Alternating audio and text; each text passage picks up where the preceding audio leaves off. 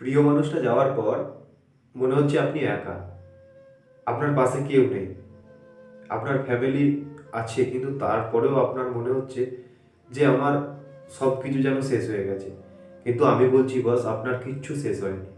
আপনার মতো এইরকম সেই প্রিয় মানুষটাকে ফিরিয়ে আনার লড়াইয়ে আমার অনেক বন্ধু রয়েছে, আমরা সবাই ছিলাম বস, আমি নিজে ছিলাম। সেই কারণেই আমি প্রত্যেক শুক্রবার আপনাদেরই কমেন্টের মাধ্যমে আপনাদের সেই ভেঙে যাওয়া অসম্পূর্ণ ভালোবাসার কথা আমি আপনাদেরকে শেয়ার করি, যাতে আপনি এই সিচুয়েশনে নিজেকে একা না মনে করতে পারেন এবং নিজেকে পজিটিভ রাখতে পারেন এবং হাই ভাইব্রেশনে থাকতে পারেন। আমি এই রিয়েল স্টোরিগুলো আপনাদের কাছে আনি এই কারণেই, এটাই মূল উদ্দেশ্য যে আপনারা যেন ঠিক থাকতে পারেন। বাস, সবারই লাইফে এরকম সিচুয়েশন আসে, কিন্তু সবাইকে রিকভার করার জন্য নির্দিষ্ট লক্ষ্যে ছুটতে হয়। আমরা যদি লক্ষ্য ঠিক না করতে পারি, আমরা কিন্তু সাকসেস কোনোদিন পাবো না। ইন্ট্রোটা করে নিই। নমস্কার, আমি কৌশিক বারিক, আপনাদের ভালোবাসার সাথে, আপনাদের ভালোবাসার পাশে। আজকের মনের ভালোবাসার এপিসোড নাম্বার 4।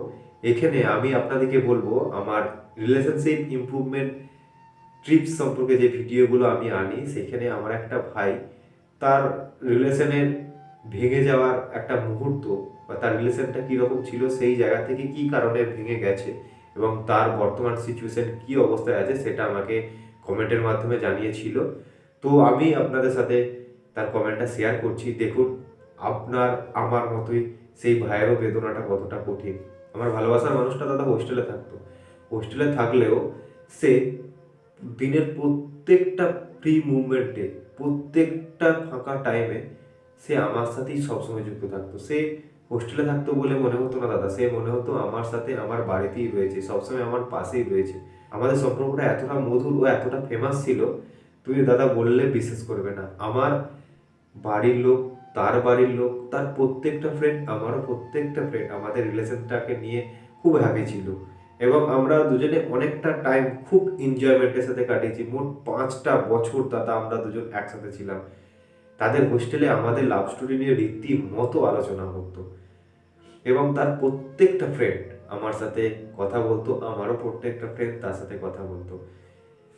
দিনের পর দিন এভাবে আমরা একটা সুন্দর মুভমেন্ট কাটাতে থাকি দাদা। কিন্তু একটা সময় আসে আমাদের মধ্যে ঝামেলা তৈরি হয়, কিন্তু সেই ঝামেলা আমরা আবার সলভ করে নিতাম। এরকম ঝামেলা হতো দাদা, রিলেশনে যেরকম হয় সেরকম আমাদের মধ্যেও ঝামেলা হতো। কিন্তু তার যে ফ্রেন্ডগুলো ছিল তার মধ্যে তার একটা বেস্ট ফ্রেন্ড থাকে, সে তাকে রিয়েলাইজ করে যে আমাদের রিলেশনশিপটা নাকি টক্সিক রিলেশনশিপ, অন্য রিলেশন আরও ভালো।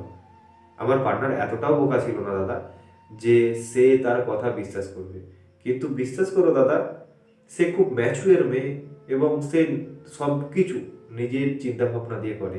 কিন্তু এমন একটা দিন এলো, সেই বেস্ট ফ্রেন্ডের বলা টক্সিক ওয়ার্ডটা যেন তার বুকের ভেতর গেঁথে গিয়েছিল। সেই কথাটা সে দাদা মাথায় রাখেনি, তার মনের ভেতর কোথাও একটা গেঁথে ফেলেছিল। এবং কিছুদিন পর, প্রায় মাস তিনেক পর, সে রিয়েলাইজ করতে পারে সত্যি নাকি আমাদের রিলেশনশিপটা টক্সিক।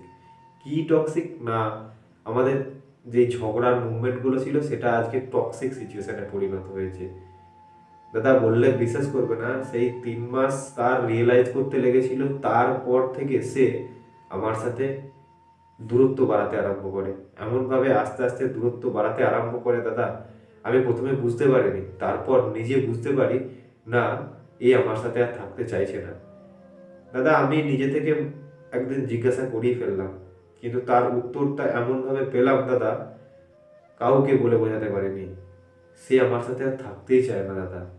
এমনভাবে প্রেজেন্টেশন করলো দাদা, আমি বুঝতেই পারিনি যে এই জন্য আমার কাছ থেকে চলে যাবে, কারণ আমাদের রিলেশনশিপটা নাকি টক্সিক।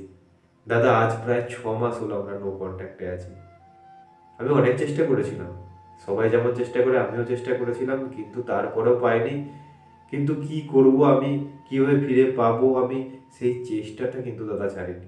এতক্ষণ আপনারা শুনলেন আমার রিলেশনশিপ ইমপ্রুভমেন্ট টিপস সম্পর্কে যে ভিডিওগুলো আনি, সেখানে কমেন্ট করে জানানো আমার একটা ভাইয়ের ভেঙে যাওয়া অসম্পূর্ণ প্রেমের কাহিনী, যেটা এখনো সাকসেস পায়নি। কিন্তু আমরা সবাই ইউনিভার্সের কাছে প্রে করছি আমার এই ভাইয়ের রিলেশনশিপ যেন ঠিক হয়ে যায় এবং সে নিজেকে যেন হাই ভাইব্রেশনে রাখতে পারে এবং তার সেই প্রিয় মানুষটাকে সে এখনো আশা ছাড়েনি সে যেন তাকে ফিরে পায়।